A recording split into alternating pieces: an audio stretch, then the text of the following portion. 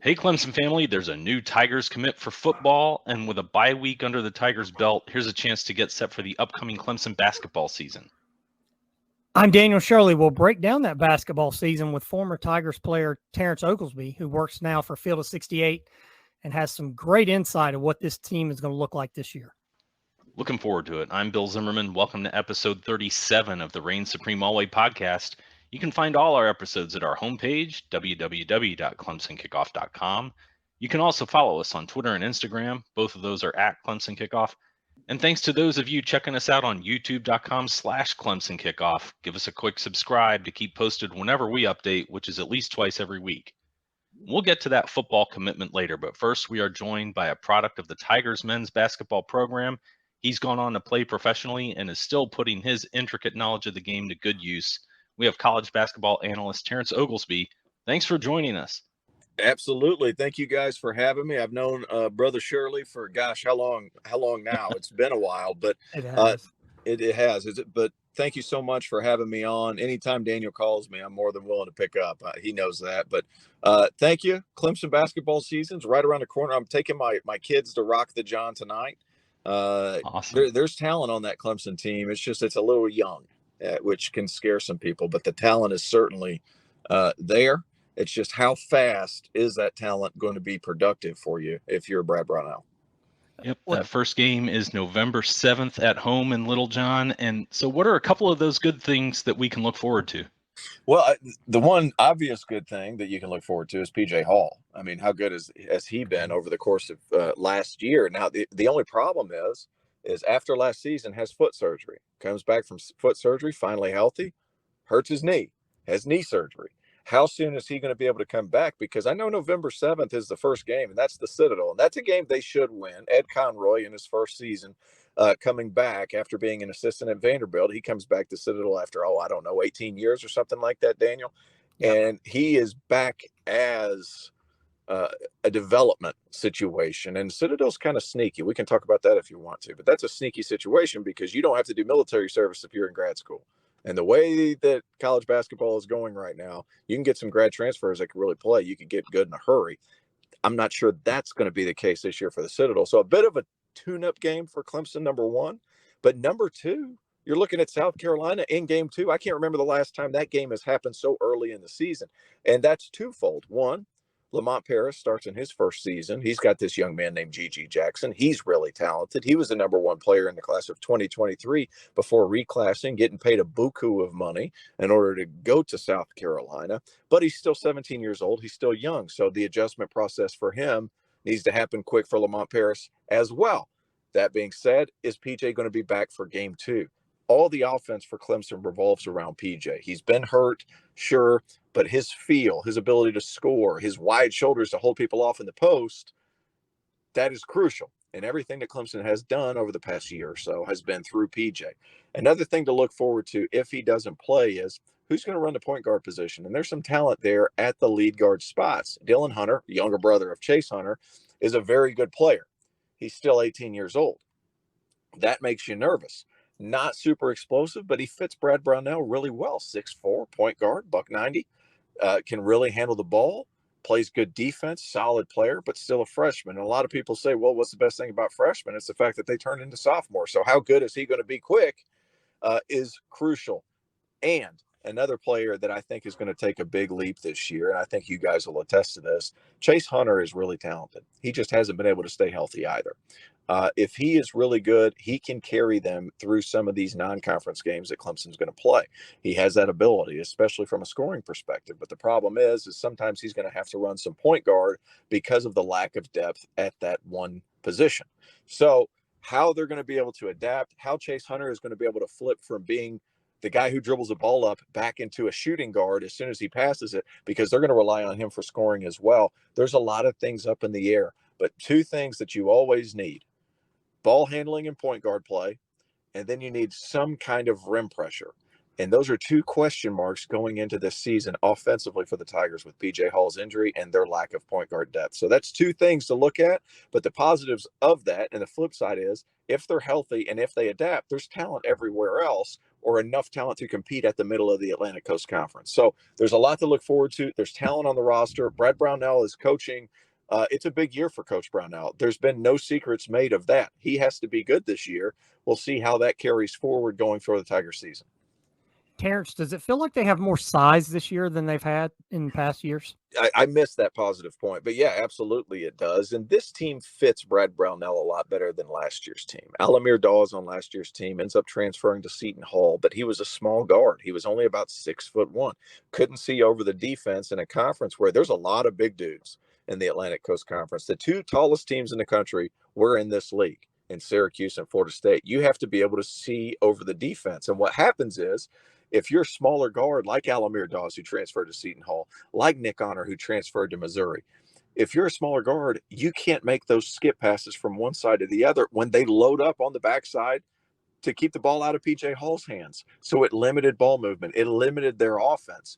This size that the guards are going to have this season is really going to help things when it comes to how they flow offensively in order to find some easier shots, because while they are young, they do fit better, and I think it's going to help offensively with that size. You mentioned Dylan Hunter. What about the other freshmen? Because I think this could be Brad's best freshman class as he moves forward. You know what? They're good. They're talented. They're still young. RJ Godfrey is a man-child. Dad played for the Cowboys for a number of years. He is big, strong, physical, 6'7", listed at 225 or 230. I'm willing to bet he's a little heavier than that. He's a giant body with a baby face, and he is strong as an ox. He can board. He can get out and push it. He can make some decisions, but physically he's ready to go. Outside of Dylan Hunter, I already talked about him a little bit. Solid, not going to really force the issue. Could be a Shelton Mitchell type of player who wasn't necessarily the most explosive guy, but was so cerebral and was able to find shooters in their shooting pocket and really facilitate offense and get guys looks. Dylan Hunter could be that. It's just how quickly is he going to make that happen? And then you look at a guy that I love his long-term potential. I love his ability to help out this season if Brad is willing to put a young guy out there who's a little bit green. Chauncey Wiggins is 6'10", 205 pounds. And every time I've watched them practice, he's been on the wing. And he can shoot over the top. He handles the ball well. He's narrow-shouldered, so he might struggle a little bit defensively, especially if he gets put down on the block against some teams. But that length is really going to carry over and help him. There's talent on that freshman in that freshman class, and I didn't even mention the other Chauncey. He oh gosh, I don't know if you can. Yeah, Gibson. Chauncey Gibson. Gosh, there's so many Chaunceys, I get confused. But Chauncey Gibson, who's a little bit further behind than the other three, but long term, that's a guy who's going to be able to knock down shots, run some point guard, facilitate your offense as well. It's a really good freshman class. I want to say that all four, at some point during their high school recruitment, was a 4-star prospect. It's a very good class. It's a matter of how good they can be and how soon they can be good. Terrence, what about Josh Beadle? I know he redshirted last year. What are they expecting out of him this year? Well, they're going to need him to do something. I mean, he was probably a year away if you still had some guards there, but he's been forced to take a bigger role. And is he mature enough to do that as a redshirt freshman? He was always viewed as a 2-year project, and then he was going to be good. Now he's turned into a 1-year project because of all the movement or a roster movement. So his athleticism is elite at that guard. He can get to where he wants to go. The only problem with Josh is sometimes he's a little too loose with the basketball. And that's been a reoccurring theme going all the way back to high school. He's a little loose with the basketball. He's not a natural point guard, but he has all those intangibles that would suggest he could run the point guard for you. He's got good size. He's got elite quickness. He's really fast with the ball in his hands, and he can finish way above the rim. He's just loose with the basketball. And if there's one thing you cannot be under Brad Brownell, it's flippant with your offensive actions. You have to run that with purpose. I wonder how much leash he's going to be given, but athletically, this guy is up there. And I'm talking up there towards the top of the conference as far as he's going to have a couple of dunks this year that come out of nowhere that might end up on the top 10. You mentioned the team being a young team. They bring in Brevin Galloway for 1 year. What does he bring, like veteran leadership and those kinds of things to this team? Well, I think he's my age. I think that's the big part. You know what? he had a bad year at Boston College last season. He came down. He played terrific against the Tigers. I think Yeah, he he hit did. 6 threes and the game winner. And as luck would have it, I was calling that game. So I didn't make eye contact with anybody on the Tigers staff for a solid 2 weeks after that game was over, because I can't show any bias, right? Like whenever Right. I'm calling a game, I can't actively cheer for Clemson, which is not as easy as you might think. But he's going to be fine. He's a guy who can come in. He's not going to be a major piece, but he'll come in and he'll have a couple of games where he hits 3 or 4 threes and swings the momentum. He is a little bit older. He struggles laterally, especially at this level, but he was a big time scorer at College of Charleston. And Brad Brownell has done good things with players like Galloway, as far as maybe a little undersized, but we'll be able to get you a shot or two so you can swing the momentum of a game. Him, Alex Hemingway are going to provide floor space, and kind of the same player, truth be told. How big was it to get Hunter Tyson back for another year? I think the biggest help you're going to see is Hunter always knew he was coming back, because Hunter loves Clemson. He's a Clemson man through and through. I'm happy that he's been able to elongate his career. I think with young point guards, it really helps to have your four-man be a veteran and be able to settle things down. I always put emphasis on who is your settle-down guy. And for a lot of teams, especially at the top of each league, it's usually an upperclassman guard in the backcourt. However, sometimes through some of this too high stuff that Brad Brownell likes to run, having Hunter Tyson up top to settle these point guards down and be kind of a pressure relief guy, that's significant, especially early in the season. As the year goes on, I think he's not going to be needed as much as a facilitator role or a calm down guy, because I think those freshmen are eventually going to get it. But I think at the same time, having him as a crutch to break pressure is huge. And that's not to mention defensively, he's always in the right spot. He's a big time charge taker, just needs to stay away from these concussions. I feel like he's a football player. He takes so many elbows and falls and hits his head and everything. But he's a quality piece. He shot the ball significantly better last year, and he is ultra reliable for Brad Brownell. So I think it was significant, especially given the young guard situation. Terrence, what about the new staff? Can you tell us a little bit about Billy and Sean, what they bring to the staff? Well, I know Billy is a quality X's and O's guy. He's worked with Brad before at Wright State. He left a head coaching position in which he had turned around Missouri, Kansas City, and they were having a good season. He had done a nice job with that. And he comes in as a high-level coach who communicates well with his players. I think he's a guy that Brownell trusted immediately, and it expedited the learning curve between him and the head coach, because they've already been together. So the communication aspect between Brownell and him is going to be excellent. Sean Dixon, I've talked to several around the industry. He really can identify talent. And obviously within a coaching staff, guys have different jobs.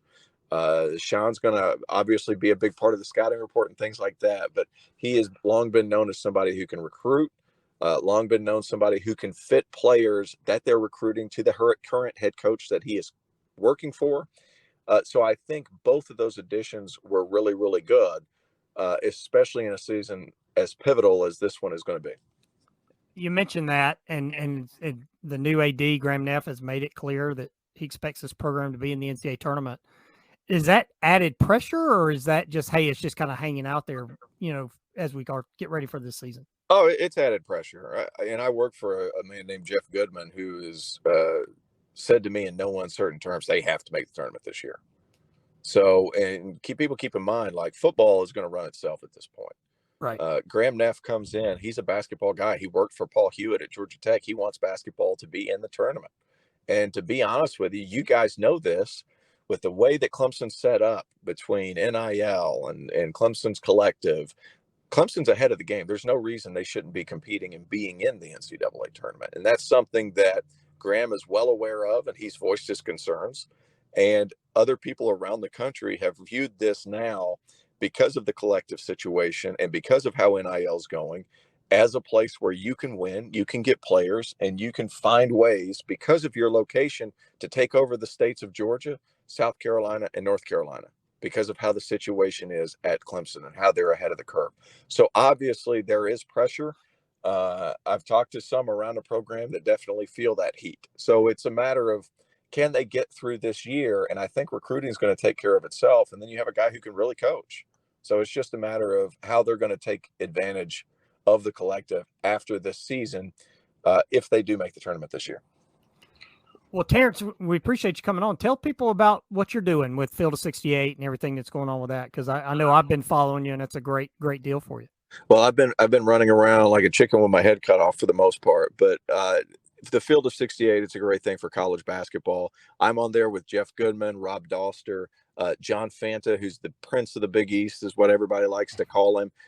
Randolph Childress and I go on shows at least once or twice a week on After Dark. We were just picked up by SiriusXM on ESPN 11 to 12 every night starting January 1. So we're pretty excited about that as well. This is it's something that you can log on to on Twitter. You can view it on YouTube. Check everything out. We talk nationwide. I'm not just talking one conference, another conference. I've been fortunate enough to be put in a position to where I'm talking about all the sports. So follow at the Field of 68.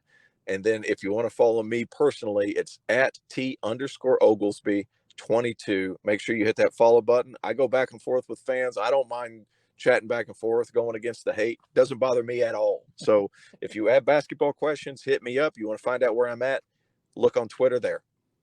And Terrence, you talk about playing at Clemson. Now you're covering Clemson. How hard is it? How weird is that to call a game there when you played there, 2 decades ago? There's the colors are the same, but the building's so much different. Right. So there's a lot of, parallels, and, I'm at a different part of my life now. I have kids, and not every waking moment is determined by how I played, or actually, how I called this game. I got to get home to the kids. Right. So that's the biggest difference.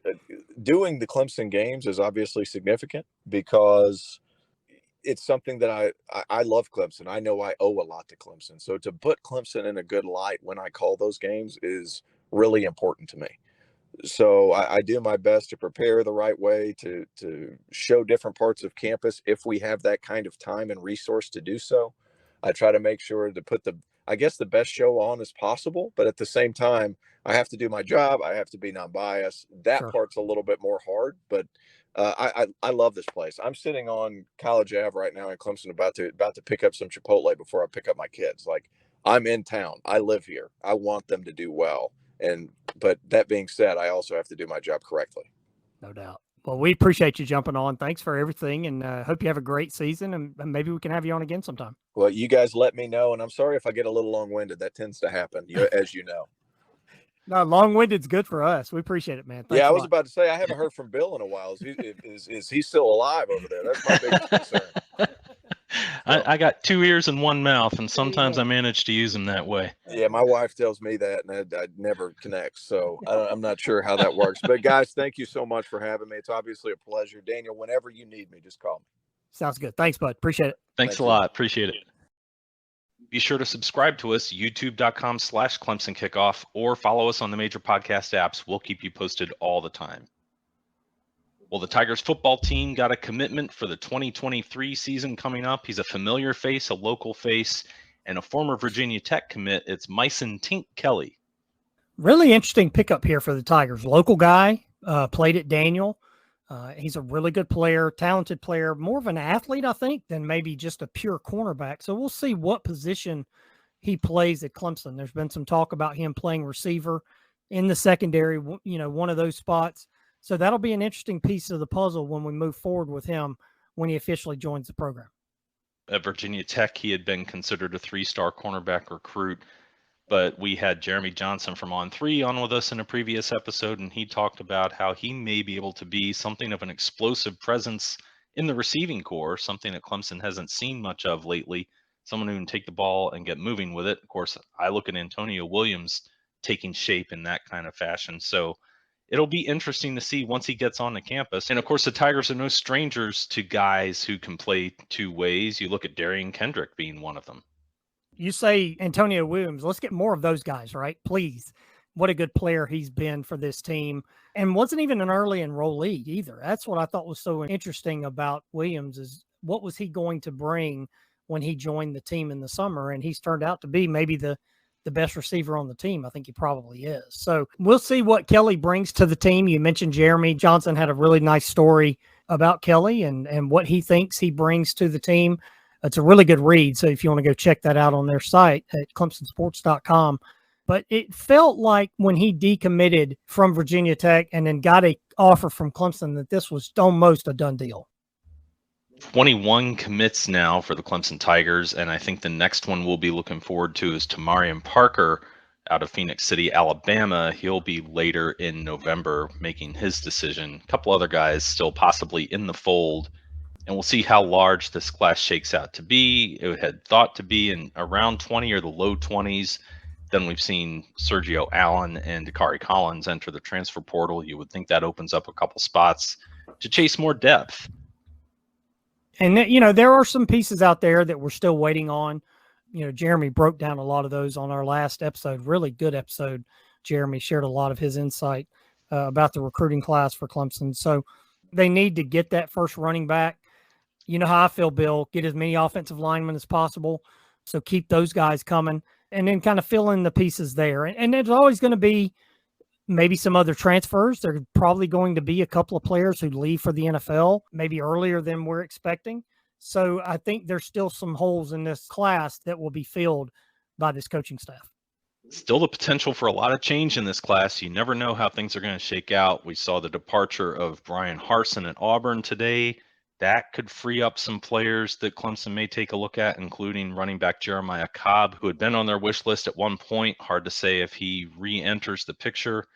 You don't know who else is going to decommit elsewhere. You don't know if Clemson coaches are going to be on the move like they were last year. So plenty to happen between now and that early signing date in December.